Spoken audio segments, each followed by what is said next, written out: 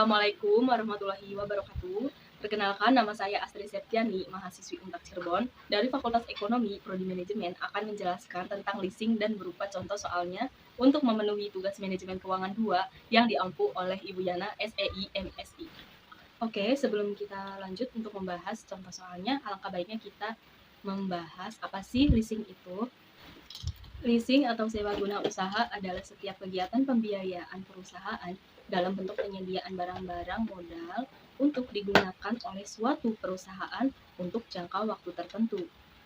Berdasarkan pembayaran-pembayaran secara berkala, disertai dengan hak pilih bagi perusahaan tersebut untuk membeli barang-barang modal yang bersangkutan atau memperpanjang jangka waktu leasing berdasarkan nilai sisa uang yang telah disepakati bersama.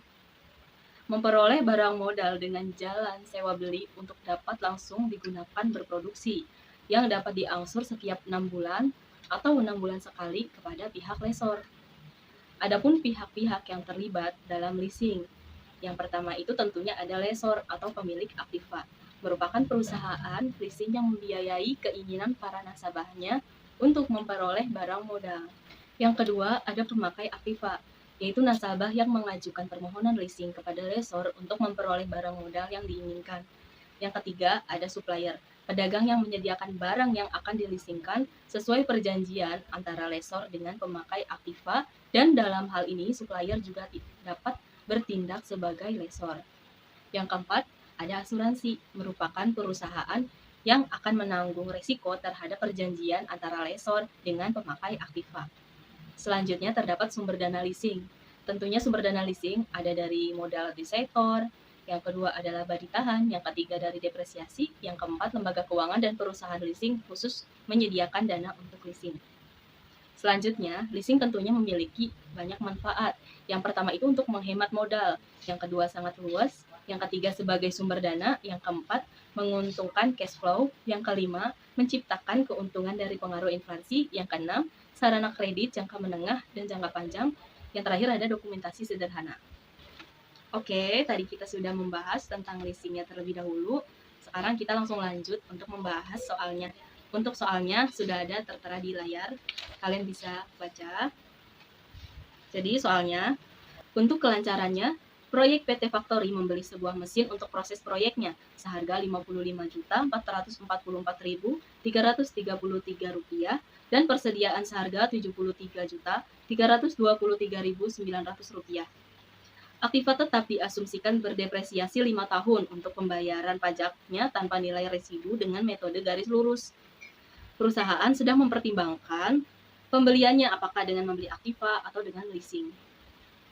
Jika nilai sisa setelah pajak pada tahun keempat sebesar Rp21.305.500, aktiva tetap tersebut diperkirakan menghasilkan arus kas sesudah pajak, yaitu sebesar Rp25.450.200 per tahun. Biaya pemeliharaan sebesar Rp10.111.100 per tahun yang dibayarkan oleh lesor. Jika leasing payment tahunan sebesar Rp18.889.778 per tahun ditentukan oleh lesor, dan biaya bunga yang dibayarkan perusahaan jika meminjam dari bank sebesar 16%. Lalu, tentukan apa yang harus dipilih oleh perusahaan bila pajak penghasilan perusahaan adalah 25% dan biaya modal perusahaan sebesar 20%. Langsung kita jawab aja. Untuk angka yang pertama diketahui CIF T atau cash inflow pada waktu T yang dihasilkan proyek itu sebesar Rp25.450.200. K atau biaya modalnya itu 0,2. COF atau cash inflow sebesar Rp55.444.333 ditambah Rp73.323.900, maka hasilnya adalah Rp128.768.233. N atau usia aktiva 5. Lalu kita langsung masuk ke rumus NPV. NPV atau Net Present Value. NPV dihitung dengan mempresent value-kan seluruh arus kas masuk, kemudian diselisihkan dengan present value arus kas keluar. Untuk rumusnya adalah sigma N, T itu 1 ya. Kemudian CIF T per 1 ditambah K pangkat T dikurangi COV. Langsung kita masukkan aja. Untuk N-nya itu 5, T itu 1 ya. Kemudian 25.450.200 rupiah per 1 ditambah 0,2 pangkat T dikurangi 128.768.233 rupiah. Oke, untuk mempermudah, saya akan membacakannya dalam berupa angka saja. Jadi langsung kita jabarkan ya. 25.450.200 per 1 ditambah 0,2 pangkat 1 ditambah 25.450.200 per 1 ditambah 0,2 pangkat 2 seterusnya sampai pangkat 5 dikurangi 128.768.233 rupiah. Maka hasilnya adalah dari yang sudah dipangkat-pangkatkan dibagi itu hasilnya 21.208.500 ditambah 17673.750 ditambah 14.728.125 ditambah 12.273.437,5 ditambah 10.227.864,58 dikurangi 128.768.233. Maka hasilnya 76.111.677,8 rupiah dikurangi 128.768.233 rupiah. Maka hasil yang diketahui yang sudah dihitung tadi adalah min 52.656.555,92 rupiah, yaitu kurang dari 0.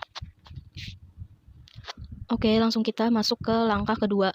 Langkah kedua kita menggunakan rumus NAL. NAL itu Net Advantage to Leasing. NAL adalah penghematan biaya yang timbul karena kita memilih alternatif leasing daripada membeli aktif tersebut. Untuk rumusnya, sigma N, T itu tetap 1, OT dikali 1 dikurangi T, dikurangi RT dikali 1 kurangi T, dikurangi T dikali DT per 1 ditambah RB pangkat T, kemudian dikurangi lagi VN dikali 1 dikurangi T per 1 ditambah RB pangkat N ditambah COV. Untuk OT itu operating cash outflow pada waktu T yang terjadi hanya jika aktiva dibeli. OT itu bisa dari biaya perawatan. Jadi biaya pemeliharaan sebesar 10.111.100 rupiah dikali 1 kurangi 0,25. Hasilnya itu 7.583.325 rupiah. Untuk RT itu leasing payment tahunan pada waktu T. RT-nya itu kan 18.889.778 rupiah. Kemudian dikalikan dengan 1 kurangi 0,25, maka hasilnya 14.167.333,5 rupiah. Untuk T-nya, T itu tingkat pajak pada penghasilan perusahaan, itu sebesar 0,25. Karena di situ di soal tertera 25% ya, maka hasilnya 0,25. Kemudian untuk DT itu biaya depresiasi aktiva pada waktu T. Untuk mencari DT, itu harga perolehan aset tetap dibagi umur ekonomis aset tetap. Jadi 128.768.233 rupiah dibagi 5. Maka hasil DT itu 25.753.646,6 rupiah. Kemudian DT-nya itu 25.753.646,6 rupiah dikalikan dengan 0,25, maka hasilnya 6.438.411,65 rupiah. Kemudian untuk VN itu nilai sisa setelah pajak. Nilai sisa setelah pajaknya itu kan 21.305.500 rupiah dikalikan dengan 1 dikurangi 0,25, hasilnya 15.979.125 rupiah. Untuk RB itu biaya hutang setelah pajak atau KD-nya itu rumusnya KD dikali 1 dikurangi T. KD-nya itu 0,16. Jadi masukin dari biaya bunga yang dibayarkan perusahaan jika meminjam dari bank itu kan 16%. Jadi itu dihitungnya KD itu, jadi KD-nya itu 0,16. Tinggal dikalikan sama 1 kurangi 0,25, maka hasilnya 0,12. Kita bisa lihat di layar terdapat bagan. Tadi sudah dihitungnya, langsung kita masukkan aja. Langsung kita masukkan, OT-nya itu kan 7.583.325 rupiah, min RT, jadi kita jadiin minus, jadi min 14.167.333,5 rupiah, min DT-nya itu 6.438.411,65 rupiah. Jika kita hitung maka diketahui hasil min 13 juta 22.420,15 rupiah. Kemudian kita jabarkan kembali seperti langkah pertama, NAL min 13 juta 22.420,15 per 1 ditambah 0,12 pangkat 1, pangkat 2, pangkat 3 sampai pangkat 5. Lalu dikurangi 15.979.125 per 1 ditambah 0,12 pangkat 5 ditambah 128.768.233 rupiah. Maka dihitung kembali sama seperti yang angka 1. Maka diketahui hasil sama dengan minus 11. Ini untuk mempermudah lagi ya, jadi saya hanya menyebutkan angka.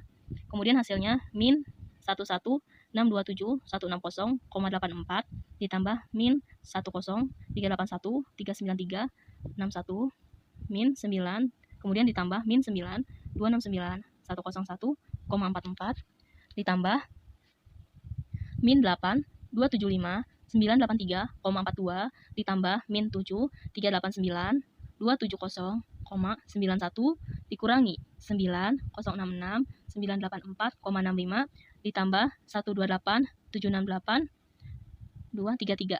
Maka hasilnya adalah 72.758.338,13 rupiah.